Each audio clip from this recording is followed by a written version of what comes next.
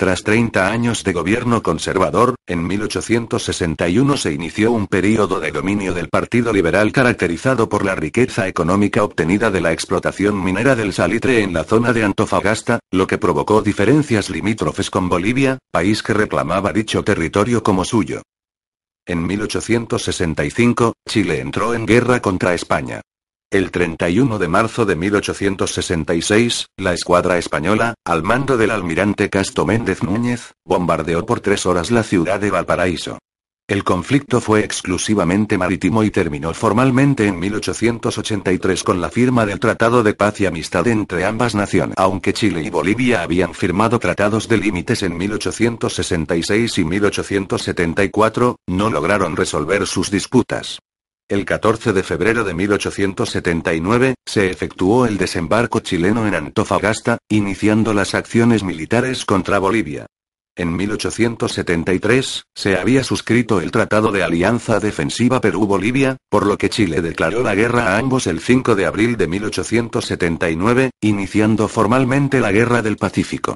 El mayor conflicto bélico en la historia del país, que finalizó en 1884 con el Tratado de Ancón con Perú y el Pacto de Tregua con Bolivia. Tras el conflicto, Chile obtuvo el dominio sobre el departamento boliviano del Litoral y las provincias peruanas de Tarapacá, Arica y Tacna, esta última en posesión hasta 1929, y logró resolver la mayoría de sus asuntos limítrofes con Argentina en la Patagonia y la Puna de Atacama. Asimismo, se lograron el fin de la Guerra de Arauco, con la denominada Pacificación de la Araucanía en 1881, y la incorporación de la isla de Pascua en 1888. El conflicto entre el presidente José Manuel Balmaceda y el Congreso desencadenó la Guerra Civil de 1891, en la que los congresistas lograron la victoria e implantaron la República Parlamentaria. Pese al auge económico, estos años se caracterizaron por una inestabilidad política y el inicio del movimiento proletario de la llamada cuestión social.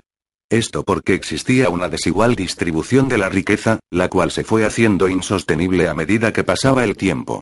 Tras años de dominio de la oligarquía, fue electo Arturo Alessandri, quien se transformó en un puente provisorio entre la élite y la querida chusma, como él llamaba al pueblo, que se encontraba cada vez más agitado. La crisis se agudizó y llevó a la renuncia de Alessandri en 2 oportunidades luego de promulgar la Constitución de 1925, que originó la República Presidencial. Carlos Ibáñez del Campo asumió el gobierno en 1927 con gran respaldo popular, pero los estragos de la Primera Guerra Mundial, en la que el país se declaró neutral, la mala política económica en el uso de los recursos y la Gran Depresión acabaron con la riqueza creada por la extracción del salitre, produciendo una fuerte crisis económica. En menos de 3 años, el Producto Interno Bruto cayó a menos de la mitad y el país fue considerado el más afectado por la crisis mundial. Ibáñez renunció en 1931 y la inestabilidad política aumentó tras un golpe militar que originó la breve República Socialista de Chile, antes de que Alessandri reasumiera el poder y recuperara la economía, lo que no aplacó la tensión entre los partidos políticos. La crisis política también era social. Nuevos actores sociales exigían modificaciones a la manera de pensar el país. En ese escenario, Pedro Aguirre Cerda fue electo presidente en 1938 por una alianza opuesta a los tradicionales gobiernos de la élite chilena, iniciando el período de gobiernos del Partido Radical. Su mandato realizó diversos cambios, principalmente en el área económica, promoviendo la industrialización chilena mediante la Corfo, Corporación de Fomento de la Producción, creada junto con la Corporación de Reconstrucción y Auxilio tras el terremoto de Chillán de 1939, el más mortífero en la historia de Chile. Además, su gobierno puso mayor atención a los problemas sociales y estableció la reclamación sobre el territorio chileno antártico.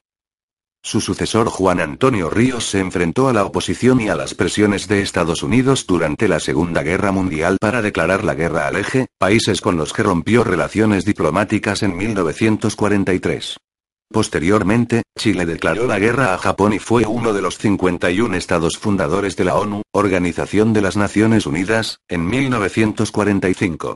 Tras ser apoyado por el Partido Comunista, el radical Gabriel González Videla fue electo presidente en 1946. Sin embargo, al inicio de la Guerra Fría, el alineamiento del país a las potencias occidentales motivó la prohibición del comunismo a través de la llamada Ley Maldita en 1948. En 1952, Ibáñez regresó a la política y fue electo con el apoyo ciudadano, pero lo perdió tras una serie de medidas de estilo liberal para revitalizar la economía. En 1958, fue electo el independiente de derecha Jorge Alessandri con el 31,6%, siendo ampliamente ratificado por el Congreso Pleno. Su gobierno enfrentó el caos producido por el terremoto de Valdivia de 1960, el mayor registrado en la historia de la humanidad, lo que no impidió la realización de la Copa Mundial de Fútbol de 1962. En este periodo, se inició la reforma agraria y se estableció el sistema político de los 3/3, compuesto por la derecha, la democracia cristiana y la izquierdista Unidad Popular. Temiendo una victoria de la Unidad Popular, la derecha apoyó al demócrata cristiano Eduardo Frei Montalva, quien fue electo en 1964.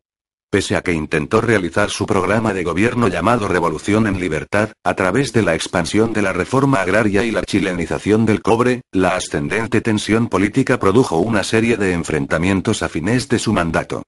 En 1970, fue electo Salvador Allende con el apoyo de la Unidad Popular, obteniendo el 36,3% de los votos, por lo que se requirió el pronunciamiento del Congreso.